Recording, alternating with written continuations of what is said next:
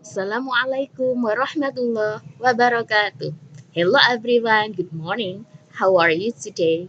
I hope you are very good and be ready to study English. Before we study, let's pray together. Pray begin. Bismillahirrahmanirrahim. Rabbi zidni ilma warzuqni fahma. Amin. Okay, prepare your book and your pen, then take a note when you are watching my video. Today we are going to talk about folk tales. What is folk tales? Folk tales in bahasa means cerita rakyat. Apa itu cerita rakyat? Cerita rakyat merupakan cerita yang berasal dari masyarakat dan berkembang dalam masyarakat pada masa lalu atau pada masa lampau yang menjadi ciri khas setiap bangsa.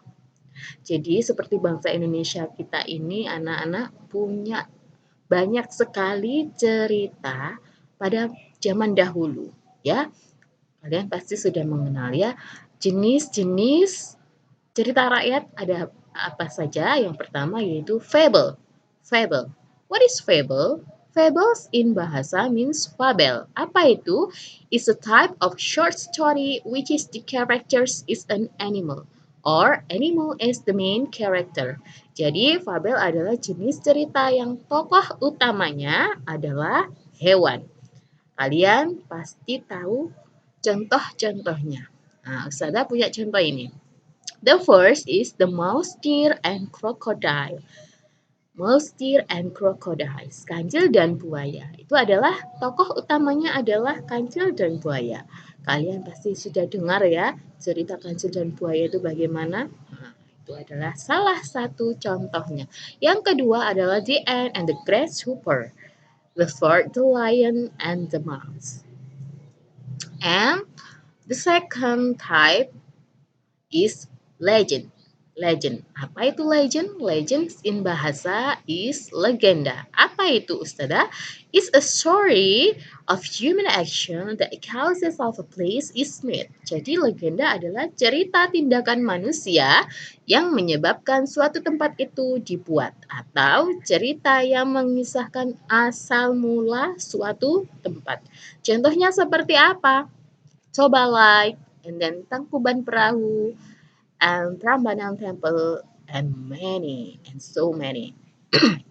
Ya, itu adalah salah satu contoh-contoh yang menceritakan asal mula suatu tempat. Itu namanya legenda atau dalam bahasa Inggris legend. Ya, diingat-ingat. And the third is fairy tale. What is fairy tale?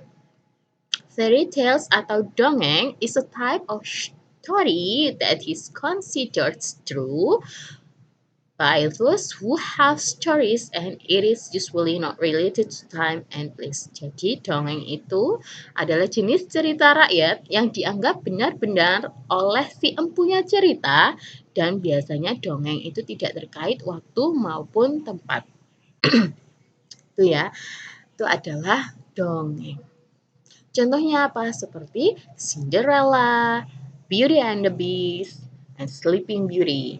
Nah, itu adalah contoh fairy tale. Ustazah punya contoh yang kalian sudah pasti tahu, Sura and Baya. Ustazah akan membacakan cerita Sura and Baya. A long time ago, there were two animals, Sura and Baya. Sura was the name of shark and Baya was a crocodile. They lived in a sea. Once Sura and Baya were looking for some food. Suddenly Baya saw a goat.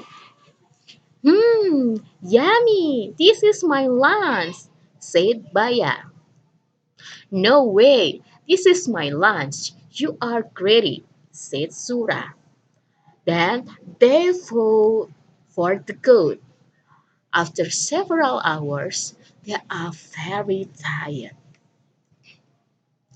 Feeling tired of fighting, they lived in a different place. So Sura lived in the water and Baya lived in the land. The border was the beach. So they would never fight again. But one day, Sura went to the land and looked for some food in the river.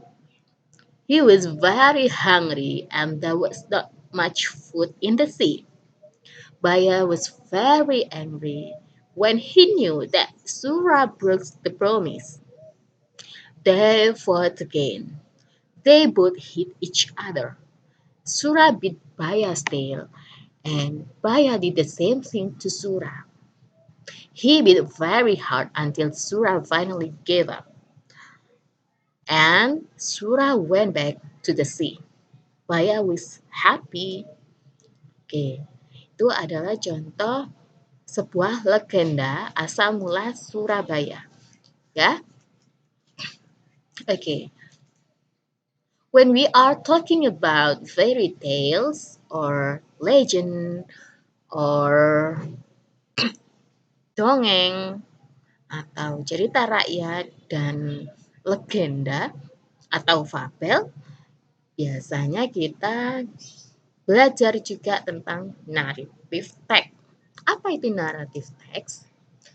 Narrative text is an imaginative story to entertain people. Jadi teks narasi adalah cerita imajinatif yang bertujuan untuk menghibur orang. The generic structure of narrative text atau struktur generiknya ada apa saja? Yang pertama, orientation. Apa itu yang disebut orientation? It is about the opening of the paragraph when the characters of the story are introduced. Jadi, orientation itu berisi pengenalan tokoh, tempat, dan waktu terjadinya cerita. Biasanya menjawab pertanyaan tentang apa, siapa, di mana, dan kapan. The second is complication. Apa itu complication? Where the problems in the story developed. Atau permasalahan itu mulai muncul atau mulai terjadi masalah. Itu namanya complication. Sampai nanti masalah berkembang itu namanya complication, ya. And the third is resolution. What is resolution? Where the problems in the story is solved. Jadi masalah dalam cerita itu selesai secara baik-baik atau biasanya disebut happy ending atau buruk atau yang disebut dengan bad ending. Ya. And the fourth is coda or reorientation. Nah, ini optional ya. Coda atau reorientation itu adalah pilihan ya. Bisa jadi ada atau tidak. Biasanya menceritakan tentang apa? Lesson from the story. Jadi menceritakan tentang amanat dari sebuah cerita. Nah, itu tadi ya. So, the characteristics. The first is use past tense. Biasanya karakternya naratif teks itu yang pertama adalah menggunakan past tense atau kejadian yang sudah terjadi di masa lampau. Seperti contohnya killed, drank, seperti itu. Jadi menggunakan verb 2. Yang kedua, adverb of time. Menggunakan adverb of time atau keterangan waktu seperti once upon a time, pada zaman dahulu atau one day, etc. dan lain-lain. Yang ketiga, menggunakan time conjunction. Time conjunction itu contohnya seperti when, kapan, then, kemudian, suddenly, tiba-tiba. Menggunakan itu kata penghubung waktu ya. Yang keempat yaitu specific characters. Jadi menggunakan karakter yang spesifik. Ya, contohnya seperti Cinderella, Snow White, etc. Oke, sekarang coba kita analisa cerita Ustazah tadi, Sura and Baya ya. Kita cari generic structure-nya. Nah, the first paragraph ini adalah orientation atau pengenalan. Jadi yang pertama ini pengenalan anak-anak ya. Kita tahu bahwa ternyata tokohnya adalah Sura and Baya. A long time ago there were two animals, Sura and Baya. Kemudian Sura was the name of shark and Baya was a crocodile. Di sini terangkan bahwa Sura adalah nama dari shark, kemudian Baya adalah crocodile atau buaya. Kemudian diterangkan juga they lived in the sea. Mereka tinggal di sebuah laut. Nah, the second paragraph is complication. Jadi, paragraf yang kedua ini mulai ada complication-nya atau masalahnya. Ya, once Sura and Baya were looking for some food. Jadi, pada suatu hari itu, Sura dan Baya sedang mencari makanan. But suddenly, Baya saw a goat. Tiba-tiba Baya itu melihat seekor kambing. Ya, kemudian dia bilang, yummy. This is my lunch. Ini adalah makanan siangku, kata Baya. Tapi kata Sura, no way, this is my lunch. Bukan, itu punyaku. Nah, seperti itu. Jadi mereka akhirnya bertengkar anak-anak, merebutkan si kambing itu. Nah, the third paragraph is about resolution. Karena bertengkar tadi ya, mereka kecapean, feeling tired of fighting, they live in the different place. Jadi mereka berjanji, ya, oke, kalau gitu ini wilayahku. Kita tinggal di daerah yang berbeda. Sura live in the water and Baya live in the land. Jadi Sura tinggal di air dan Baya tinggal di darat. Mereka berjanji seperti itu. Itu adalah analisa Sura dan Baya. Oke, sekarang let's practice. Kita praktek ya. Tugasnya adalah yang pertama, read loudly the story about Sura and Baya and record by making a video. Jadi anak-anak, tugas kalian yang pertama adalah membaca dengan suara yang keras tentang cerita tentang Sura and Baya. Ya, jadi nanti dibaca dengan suara keras, kemudian direkam atau membuat video. Seperti itu ya. Kemudian di-upload in your Instagram. Di-upload di Instagram kelas masing-masing ya. Itu adalah tugas yang pertama dan harus dikumpulkan hari ini juga. Dan yang kedua adalah look for a folk tales. You can look fable, legend, or fairy tale. Jadi kalian tugasnya yang kedua adalah mencari cerita rakyat, boleh fabel, boleh legenda, atau boleh dongeng. Kemudian write, tulis. Jika kalian mencari, boleh ditulis di lembaran atau stick in a paper atau tempel jika kalian menggunting. Kemudian or print out atau print jika kalian mencari di internet. Find the meaning and translate in Indonesia.